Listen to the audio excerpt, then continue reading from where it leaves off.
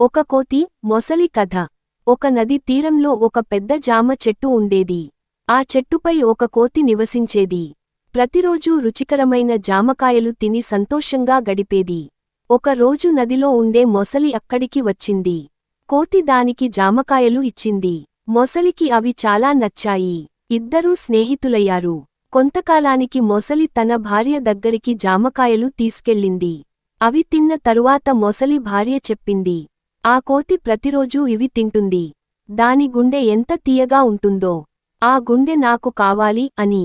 మొసలి కోతిని మోసగించాలని నిర్ణయించుకుంది. ఒకరోజు ఇలా అన్నది, స్నేహితుడా, నా ఇంటికి రా. నా భార్యను కలవాలి. కోతి అంగీకరించింది. మొసలి వెన్నుపైన కూర్చొని నది మధ్యలోకి వెళ్ళింది. అక్కడ అది నిజం చెప్పేసింది. నిన్ను నా భార్య కోసం తీసుకెళ్తున్నాను. నీ గుండె కావాలి.